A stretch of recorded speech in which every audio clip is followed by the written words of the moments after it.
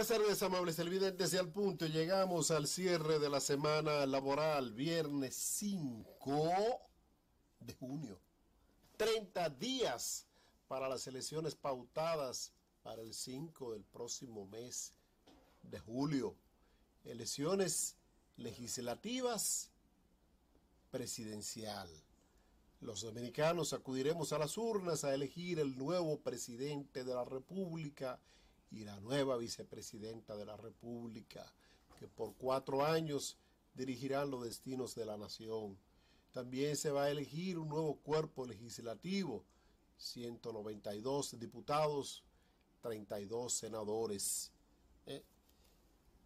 Hay muchas esperanzas cifradas en el nuevo gobierno, un nuevo gobierno que tendrá un duro reto por delante, tendrá la gran, si se quiere, el gran obstáculo o la gran meta de superar la crisis que está dejando el paso por el país y la región del coronavirus. Ese gobierno que vamos a elegir todos y todas las dominicanas y dominicanos, sin duda alguna, tendrá un duro reto por delante. Se necesita de una capacidad gerencial, se necesita de un gran manejo de crisis. No se requiere que los que lleguen al gobierno a partir del mes de agosto lleguen con hambre de poder, lleguen con deseo de repartir el erario público, lleguen con deseo de replicar lo que han hecho en muchas alcaldías, de sacar, de cancelar masivamente a empleados, de comenzar a distribuirse el pastel, el gran pastel del Estado. No soy de lo que dice, no, que esta gente hay que sacarlo. No, señores, no nos equivoquemos, no nos ceguemos por la ira. El que se ciega por la ira fracasa. Pienso que realmente el país está en una gran encrucijada.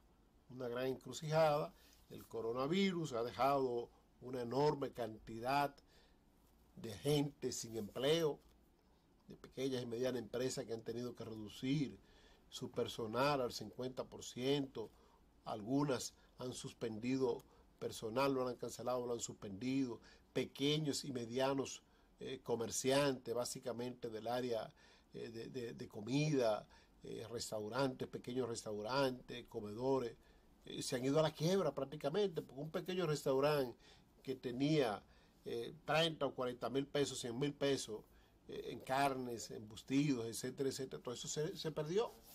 Se perdió con 2 años, 2 meses, 3 meses cerrado. Lo que no tenían el sistema de delivery se perdió. Entonces, eso han dejado muchos desempleados. El caso de la industria de la construcción, que recién se reactiva, pues también ha dejado grandes pérdidas a ingenieros que tienen préstamos hipotecarios, en base a concluir esas construcciones para terminar de vender los apartamentos en construcción y obtener sus beneficios. Ya esos beneficios se van a ver severamente disminuidos, porque tendrán que pagar tasa de interés a esos bancos comerciales que le han concedido líneas de crédito. Entonces, partiendo desde ahí, desde eso, no podemos equivocarnos.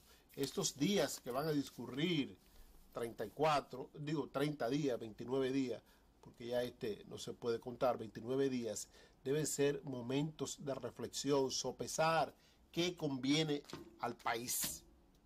Elegir personas de origen extranjero, lejano, que tienen un discurso eminentemente empresarial, elegir uno que fue presidente de la República y que tuvo sus logros en sus momentos, o elegir uno que ha demostrado en la práctica ser un gran gerente, como es el caso de Gonzalo Castillo, que ha administrado en los últimos 8 años prácticamente, fue el ministro de mayor pegada, de mayor aceptación en la población, porque fue un hombre creativo desde el Ministerio de Obras Públicas y Comunicaciones.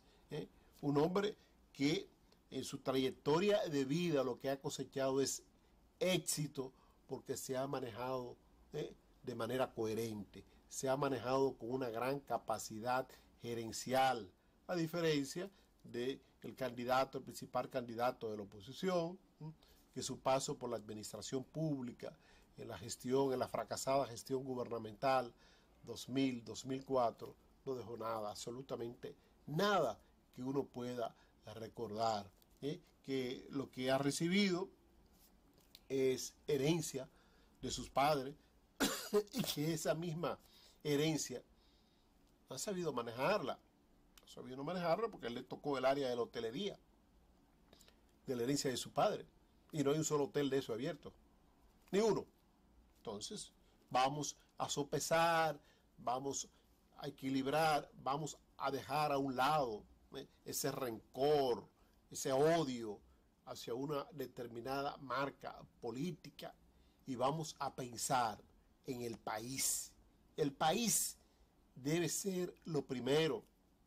El país nunca debe estar en juego, aún a costa quizá de sacrificar lo que puede ser mi conveniencia extremadamente personal.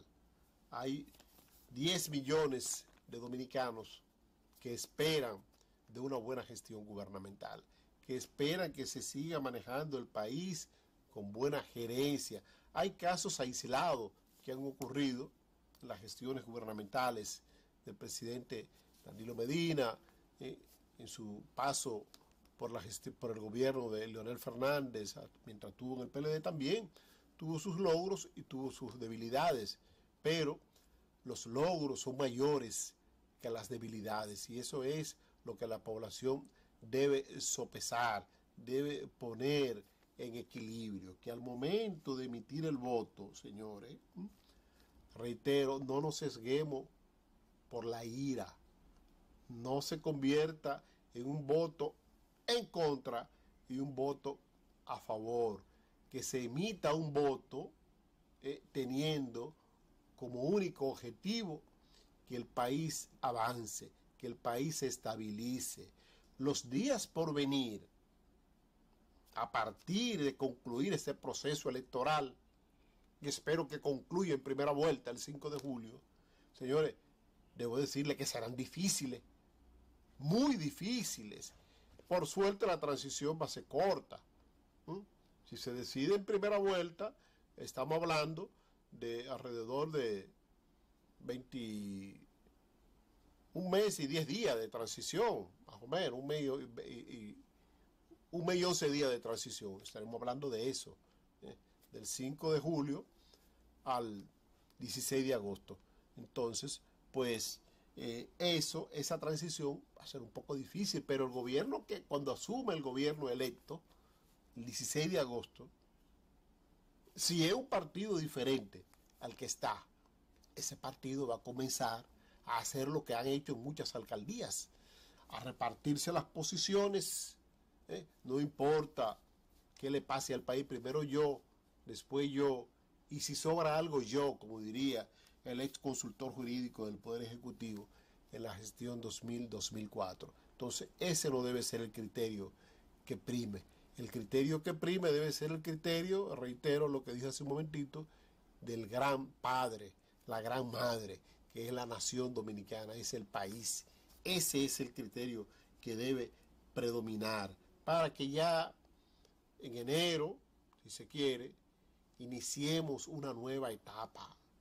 Una nueva etapa porque mientras, después de agosto, tenemos que seguir conviviendo con el coronavirus.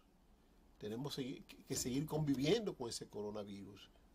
Y tiene que existir una gran capacidad gerencial para poner a funcionar ese engranaje productivo de la nación y prepararse siempre, estar preparado para que inmediatamente se dé a conocer a nivel mundial la vacuna preventiva contra el coronavirus, que el país se volque a hacer compras masivas. Si tenemos 10 millones de habitantes, comprar por lo menos 16 millones de vacunas, porque muchos hermanos de Haití van a venir a ponerse esa vacuna aquí, y el país lamentablemente va a tener que subsidiar, pagar esas vacunas. Y muchos extranjeros que están aquí, no solo haitianos, pues van a tener que inyectarse esa vacuna que se compren con el erario público, con los fondos de la nación dominicana. Pero es mejor de tener una persona que ya usted está seguro de que no va a contaminar ni está contaminado. Vamos a esperar entonces que todos y todas nos pongamos, vamos a ponerlo en campaña electoral, a pensar en el país, no en campaña electoral como lo hizo un diputado del este de la República Dominicana, perteneciente al Partido Reformista Social Cristiano. Falta de discurso, falta de propuesta legislativa, asumió algo que él sabe que podía calar en la población, que es el reclamo de que se le entregue el 30% de los ahorros a las personas que están protegidas por la aseguradora de fondos de pensiones, las que tienen sus ahorros obligatorios porque son empleados en los fondos de pensiones. Un lenguaje eminentemente populista, porque eso a fin de cuentas, a muchos jóvenes que tienen 500, 600 mil pesos en esa AFP, no le va a resolver todo su problema. Por el contrario, le va a sumar 5 años más de trabajo para poder lograr al final de su vida útil un retiro digno. Me refiero al diputado Botello, el cual salió de manera desafiante, como ha sido su característica, allá en La Romana, a pasearse por las calles de Las Romanas, a protestar para que la policía fuera justamente a repeler esas protestas. Y fue repelida con gases lacrimógenos, etcétera, etcétera. Se le dio el plan. Ya tiene un discurso de campaña. Fui atacado por los cuerpos represivos de la nación por reclamar el 30% de los fondos de pensiones para los trabajadores. Ese es su discurso de los próximos 30 días de campaña para lograr su reelección como diputado de la nación. Así yo no quiero discurso. ¿Por qué no propone él una reforma profunda a la ley de seguridad social? Que eso es lo que se requiere y eso es lo que debe hacer el país a partir del nuevo Congreso que asuma el 16 de agosto próximo.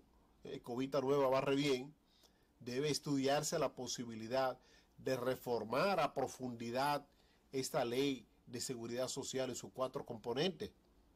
Porque no es verdad que las aseguradoras de riesgo de salud son menos estafadoras que las AFP. Eso no es verdad. El único componente que trabaja en sintonía con el sentir de la gente, de esos elementos que conforman la ley de seguridad social, es la aseguradora de riesgos laborales, hoy Instituto Dominicano de Riesgos Laborales, Indoprim. ¿Por qué? Porque es un monopolio. La única que hay es estatal. Pero después, AFP y ARS son iguales. Lo que quieren es más y más y más.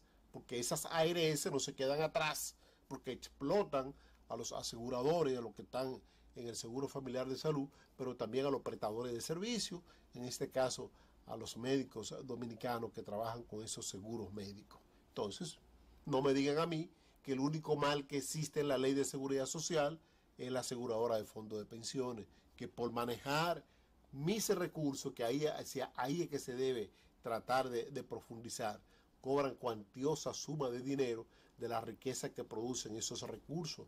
Hacia ahí es que se debe abocar esa reforma de la seguridad social en lo referente a las AFP, a reducir de manera significativa lo que cobran las AFP por manejar los recursos de los trabajadores, porque si se reduce estos recursos que producen más recursos, riquezas, pues pueden alcanzar para que al trabajador al final de su vida útil pueda tener un retiro digno, no un retiro de un 35%, que es lo que se contempla ahora, aproximadamente del salario que recibía. Es decir, que si usted gana en la actualidad 10 mil pesos y llega al fin de su vida útil con ese salario, usted lo que va a recibir son 3.500 pesos de pensión. Entonces así no queremos que el trabajador pueda tener un fondo de pensión fuerte, sólido, que le garantice tener el 100% de ser posible del salario que ganaba. Queremos que esos trabajadores no se le chantajee, no se juegue con su miseria, diciéndole, bueno, si te devolvemos el 30%, tú vas en coche. No, lo que queremos es que esos trabajadores puedan acceder a esos fondos que tienen ahí en calidad de préstamo, pero hablando a intereses muy blandos. Los que tienen un poco más acumulado, que puedan acceder a esos recursos que tienen ahí en las AFP para un préstamo de vivienda. Ahí sí estamos hablando de que usted está luchando porque el trabajador dominicano tenga una reivindicación que realmente pueda palpar, que beneficia a sus intereses, pero no el chantaje, que lo que va a causar el problema al gobierno que está y al gobierno que viene, porque entregar 170.000 millones de pesos a los trabajadores por el concepto del 30% de los fondos que tienen acumulados en las AFP, ese dinero lo que va a buscar es dólares. Va a elevar de una manera considerable la prima del dólar, puede alterar la inflación y no va a resolver nada el trabajador, porque es mucho dinero en conjunto, pero poco en particular, 170.000 millones de pesos. Pero reitero lo que decía hace un momentito, el que tiene 500.000, 300.000, ¿qué va a recibir? El que tiene 300.000, 90.000 pesos. Con 90.000 pesos no va a resolver su vida, no va a pasar como el famoso concurso aquel de una pasta dental que resolvía su vida el que se ganaba ese premio. Vamos a la pausa y regreso en breve con más al punto.